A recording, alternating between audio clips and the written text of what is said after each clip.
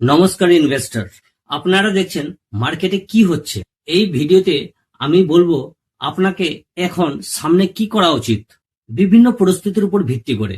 প্রথম পরিস্থিতি হতে পারে আপনি হয়তো পুরোপুরি ইনভেস্ট করে ফেলেছেন, এখন আপনার কাছে নতুন করে ইনভেস্ট করার মতো কোনো টাকা নেই, তাহলে আপনাকে কি করতে হবে।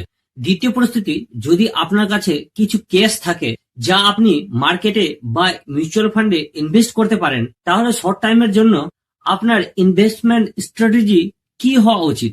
আপনি পুরোপুরি ইনভেস্টেড থাকুন বা ইনভেস্ট করার সুযোগ থাকুক, দুই ক্ষেত্রেই কি করা উচিত তা বলবো এই ভিডিওতে আমি ব্যাখ্যা করব। তবে তার আগে সবচেয়ে গুরুত্বপূর্ণ বিষয় থেকে শুরু করি। যখন মার্কেট এইভাবে পড়ে যায় তখন আমাদের ক্যাপিটাল বা ইনভেস্টমেন্ট কমে গেছে বলে মনে হয়। এটাই স্বাভাবিক, কারণ সবকিছুর দামই তখন কমে যাচ্ছে আর আমরা এটাকে লস বা ক্ষতি বলে মনে করি। যদিও অনেক সময় এটা লস নয়, বরং এটা একটা ডিসকাউন্ট। লস বা ক্ষতি আসলে কি? লস তখনই হয় যখন সেটা স্থায়ী হয়ে যায়। যদি আজ আমি আমার টাকার বদলে বেশি ভ্যালু পাই তবে সেটা লস নয়।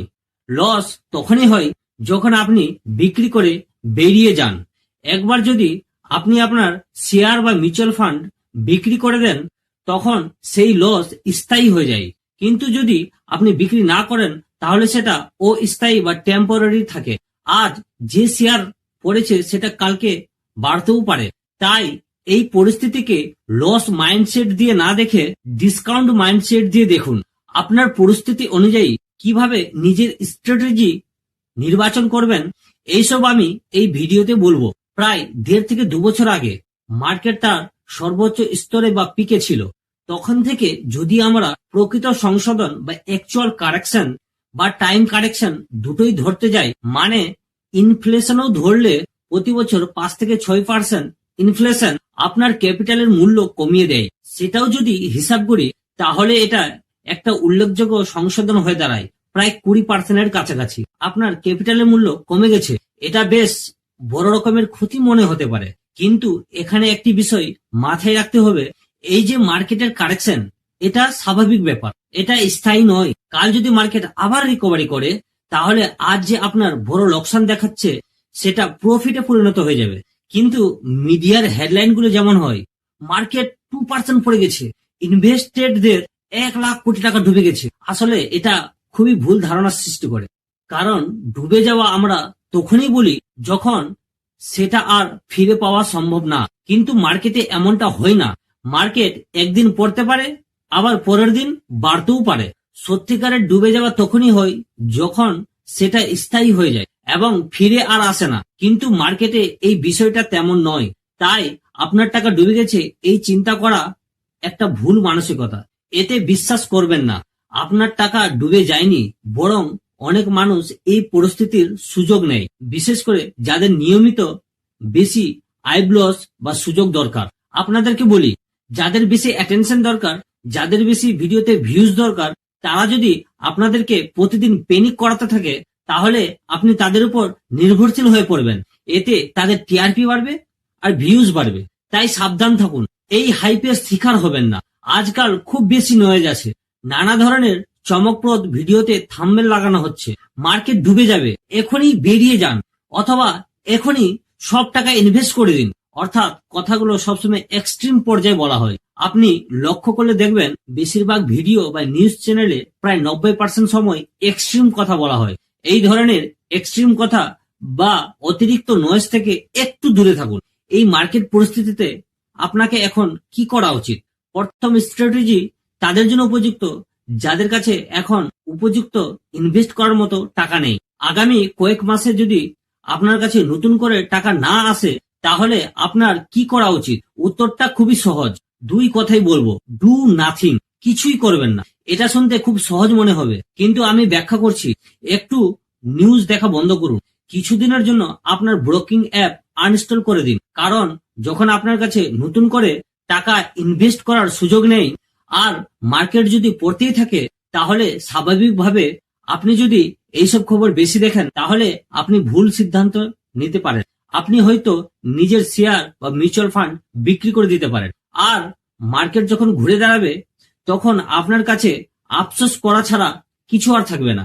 তাই বলছি, অন্তত যেগুলোতে ইনভেস্ট রয়েছে সেগুলো এখন বিক্রি করবেন না। দয়া করে এইটুকু অন্তত করুন। এটা শুধু আমার কথা শুনে করতে পারবেন না, আপনাকে নিজের চারপাশে এমন সিস্টেম তৈরি করতে হবে যাতে আপনি প্যানিক তৈরি করা নিউজ বা ভিডিও না দেখেন। ধরুন প্রতি 5 বছর অন্তর কেউ বলছে যে পৃথিবী ধ্বংস হতে চলেছে। হয়তো সে ঠিক বলছে, নয়তো সে ভুল বলছে। যদি সে ভুল হয় তাহলে আপনার বড় ক্ষতি হয়ে যাবে। আপনি ভয়ে সবকিছু বিক্রি করে দেবেন। আর সত্যি যদি দুনিয়া শেষ হয়ে যায় তবে আপনি যাই করুন না কেন তাতে কি বা আসে যায়, দুনিয়া তো শেষ হতেই চলেছে। উভয় পরিস্থিতির মধ্যে ভালো এটাই যে আপনি এটা মেনে নিন, সামনের ব্যক্তি যদি খুব খারাপ নেতিবাচক প্রেডিক্ট করে, আপনি এমন কিছু করুন যাতে যদি সে প্রেডিক্ট ভুল হয় তবে আপনার লাভ থাকে, আপনার যেন কোনো ক্ষতি না হয়।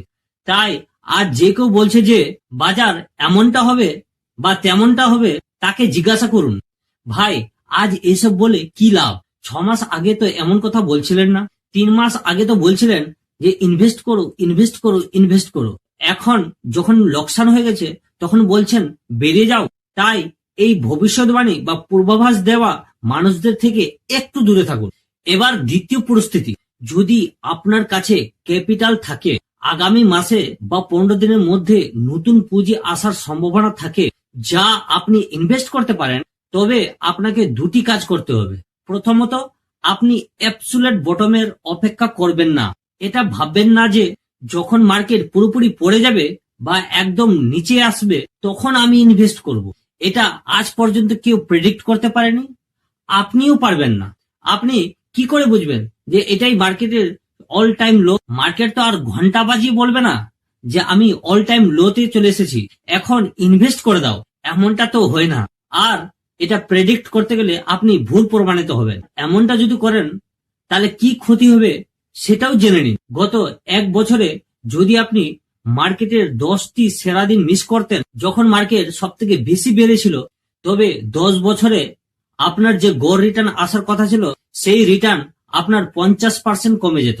শুধুমাত্র এই কারণে, কারণ আপনি মার্কেটের 10টি সেরা দিন মিস করেছেন। তো মার্কেট যখনই এইভাবে পড়ে আর যখনই রিকভারি নেয়, তা খুব বড় বড় গ্যাপ আপ বা বড় বড় চান্সের সাথে আসে। একদিনেই হয়তো 2 থেকে 3% রিকভারি চলে আসে। আপনি তো জানেন না সেই ভালো দিনগুলো কবে আসবে, আর তা জানার কোনো উপায়ও নেই। তাই এর থেকে ভালো সবসময় মার্কেটে টিকে থাকা। প্রথম জিনিস হলো, আপনার কাছে যদি ক্যাপিটাল থাকে তবে আপনাকে বটমের অপেক্ষা করা চলবে না। কালকের চেয়ে আজ ভালো ভ্যালুয়েশন পাচ্ছেন, পরশুর চেয়ে আজ ভালো ভ্যালুয়েশন পাচ্ছেন, তো তবে টাকা ইনভেস্ট করা শুরু করুন। আমি স্টক আর মিউচুয়াল ফান্ড দুটোরই জন্যই বলছি।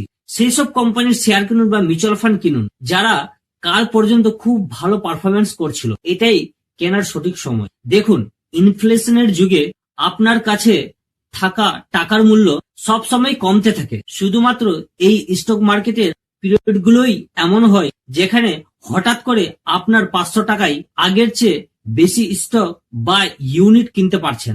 এটা স্টক মার্কেটের একটি ডিফ্লেশন পিরিয়ড, যেখানে সবকিছু দামি হওয়ার বদলে সবকিছু সস্তা হচ্ছে। আপনাকে এরই সুযোগ নিতে হবে। আপনার এরকমই মাইন্ডসেট থাকা উচিত। এখন পর্যন্ত আমি বললাম যে আপনাকে কি করতে হবে, কিন্তু আরো একটি গুরুত্বপূর্ণ বিষয় শুনে রাখুন। এটি সবসময় বেশি জরুরি হয়ে থাকে, আর তা হলো কি করা উচিত নয়। তা হলো লেভারেজ। কারো কাছে টাকা ধার করে বা ব্যাংক থেকে লোন নিয়ে ইনভেস্ট করা। আপনি যদি এই ধরনের রিস্ক মার্কেটে নেন তবে আপনার ক্যাপিটাল পুরোপুরি মুছে ফেলার জন্য একটি মাত্র খারাপ ফলাফলই যথেষ্ট। আমি এটাই বলবো যে আপনারা যেন এই ধরনের রিস্ক না নেন। আপনাদের যদি এই ভিডিওটি পছন্দ হয়ে থাকে তাহলে লাইক অবশ্যই করবেন, আর যদি পছন্দ না হয় তাহলে ডিসলাইক করুন। কিন্তু ফিডব্যাকটা আসল হওয়া উচিত, এবং আমাকে কমেন্ট করে জানান যে এই ভিডিওতে আপনার কি পছন্দ হয়নি, এবং আমি নিশ্চিত করব যে সেগুলো আমি ইমপ্রুভমেন্ট করতে পারি। যদি আপনি এই চ্যানেলটিকে এখনো সাবস্ক্রাইব না করে থাকেন এবং আমি যা বলছি সেটা যদি আপনার মতে যুক্তিযুক্ত হয় তাহলে এই চ্যানেলটিকে সাবস্ক্রাইব করতে পারেন, আর বেল আইকনটিকে প্রেস করতে ভুলবেন না, যেন কোনো আপডেট আপনার যেন মিস না হয়। ধন্যবাদ।